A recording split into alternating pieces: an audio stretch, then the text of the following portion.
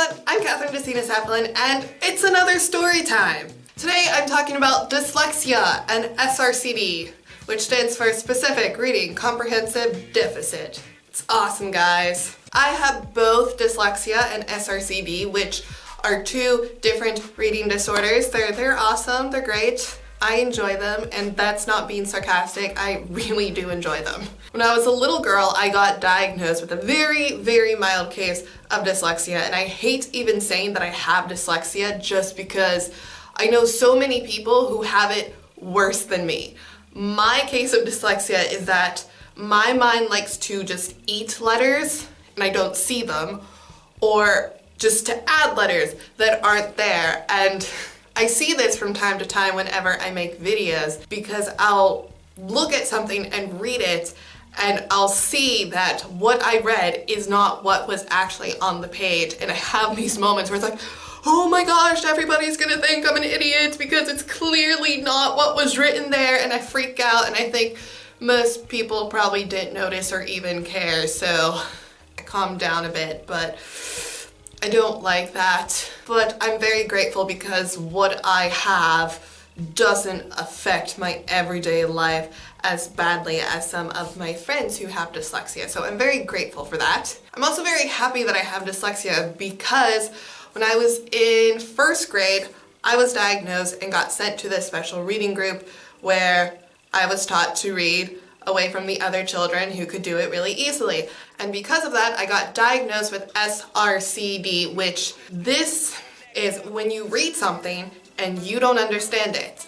And normally, you don't have problems reading. It's not something that is easily diagnosed. Most people that I've met who have this didn't get diagnosed until middle school, sometimes even high school, because that's around the time when you have critical analysis of stories, which you don't normally have when you're younger. But because I was in these special reading groups, what we would have to do is we'd read a paragraph and then we'd answer questions about it, and I wasn't able to do that. I couldn't pick out the important details from it, and I got diagnosed early.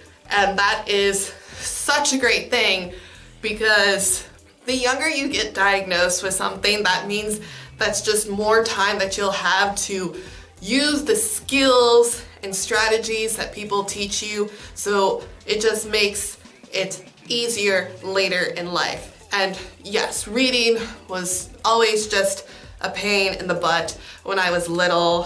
For the longest time, I was always in like the stupid classes. It's something that I always continued doing, and I loved reading, I loved writing, I loved languages, and the great thing is that while this happened all through elementary school and all through middle school, the skills and strategies that I learned helped me finally when I got to high school, and I was put into all the honor and AP classes, and I was like, yes, I'm smarter than everyone else.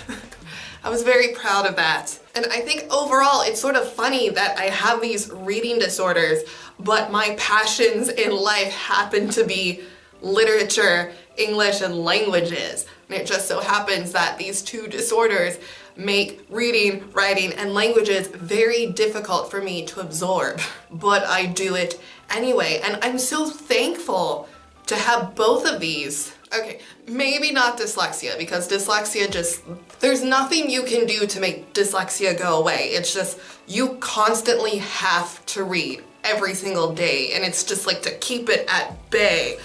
But I mean, it's still something to this day that sometimes I'll read something and I realize, oh wait, no, that doesn't make sense. This word must not be correct, and that's just annoying.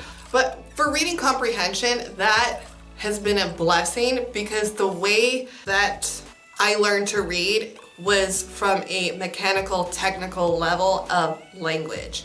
So I learned to pick out the subject, then look for a verb, and then pick out nouns and adjectives. So unlike my peers, I learned grammar from a really, really young age. It took a really long time for this stuff to sink into my head, but when I got older, despite having issues with things like figuring out cause and effect, I hated that. Like, that made middle school such a nightmare. I was always really good at essays, so it sort of made up for the fact that I just suck at reading. And to this day, I still suck at reading out loud, and the only workaround that I've found is to memorize whatever it is that I need to read, but that only works in the context of presentations. Otherwise, if you're asked to just randomly read a passage, I sound like some monotone freak because I'm concentrating so hard on the letters and the words and everything making sense, and yeah, that's difficult. But you're probably wondering, okay, Kathryn, that's so cool. Why are you sharing this? This isn't something that I normally talk about, and it's because, frankly, people are buttheads about it. This is not an exaggeration. The one video where I stated that I had dyslexia, and I didn't get into the nitty-gritty of it, I didn't go into the comprehensive deficit, I just stated I had dyslexia and this was a problem when learning French. I got so many comments from people mocking me because I had dyslexia. I had so many comments from people blaming me for my inability to learn French because it's my fault that I have these reading disorders. And it's my problem, and how dare I expect people to help me or, take any type of consideration for the fact that because I have this, things are more difficult. And I hate that. My response to that was to go through my filters, and anybody who mentioned dyslexia or reading disorders or any type of words that were associated with that to be flagged so that they were sent to my spam, because I don't want those kind of people in my comments. But there are people out there who are very considerate when it comes to any type of reading disorder. They don't make you feel small, they don't make you feel stupid, but they do help you.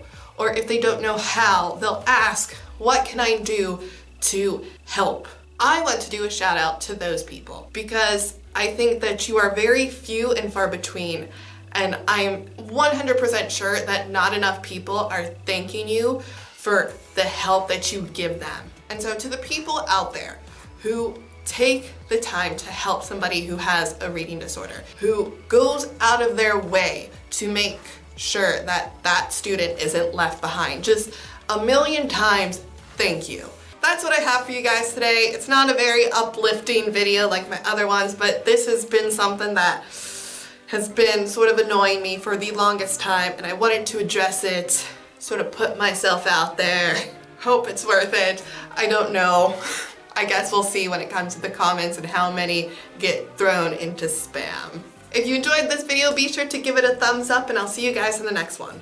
Tootsies, may applezines. Guys, I've been sitting here now for quite a while trying to think of a funny little anecdotal story to tell you and have nothing because, frankly, my life is boring. My highlight of the day was that I saw a mailman on a bike, and you see that a lot in Belgium, and I don't know why, but that just makes me all giddy and happy inside. But somehow I don't feel like that would be a very interesting story.